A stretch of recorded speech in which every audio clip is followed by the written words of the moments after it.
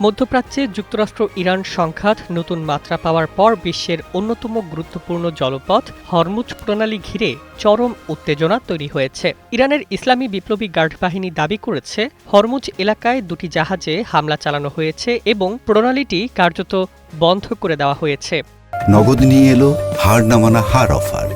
সর্বনিম্ন 10,000 টাকা রেমিটেন্স নগদে পাঠালে থাকছে স্বর্ণের হার জেতার সুযোগ। ইরানের রাষ্ট্রীয় গণমাধ্যমের খবরে বলা হয়েছে, হরমুজ প্রণালী অতিক্রমের চেষ্টা করা কয়েকটি জাহাজকে লক্ষ্য করে অভিযান চালানো হয়েছে।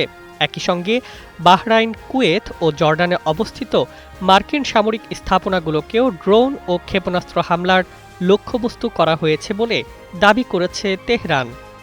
তবে যুক্তরাষ্ট্রের সেন্ট্রাল কমান্ড জানিয়েছে, তাদের কোনো যুদ্ধজাহাজ ক্ষতিগ্রস্ত হয়নি এবং হরমুজ প্রণালী দিয়ে এখনও কিছু বাণিজ্যিক জাহাজ চলাচল করছে। ফলে যুদ্ধক্ষেত্রের তথ্য নিয়ে দুই পক্ষের বক্তব্যে স্পষ্ট বিরোধ দেখা দিয়েছে। বিশ্ব জ্বালানি বাজারের জন্য হরমুজ প্রণালীর গুরুত্ব অত্যন্ত বেশি। বৈশ্বিক তেল ও গ্যাস সরবরাহের প্রায় 20% এই সংকীর্ণ জলপথ দিয়ে পরিবহন করা হয়। ফলে প্রণালী বন্ধের খবর প্রকাশের পর আন্তর্জাতিক বাজারে তেলের দাম দ্রুত বেড়ে যায়। ব্রেন্ট ক্রুডের দাম ব্যারেল প্রতি $95 কাছাকাছি পৌঁছেছে বলে আন্তর্জাতিক সংবাদ মাধ্যমগুলো জানিয়েছে। বর্তমান সংকটের সূত্রপাত হয় হরমুজ এলাকায় একটি মার্কিন সামরিক হেলিকপ্টার ভূপাতিত হওয়ার ঘটনার পর।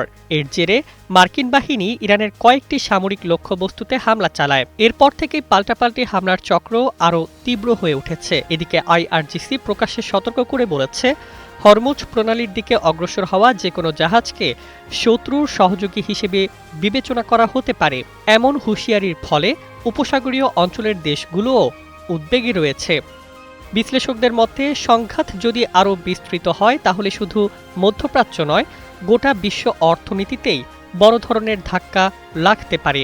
কারণ হরমুজ প্রণালী শুধু একটি জলপথ নয়, এটি বিশ্ব জ্বালানি সরবরাহ ব্যবস্থার অন্যতম প্রধান লাইফলাইন। আর সেই লাইফলাইন ঘিরেই এখন যুদ্ধের সবচেয়ে বিপজ্জনক অধ্যায় রচিত হচ্ছে। News desk, 21 television.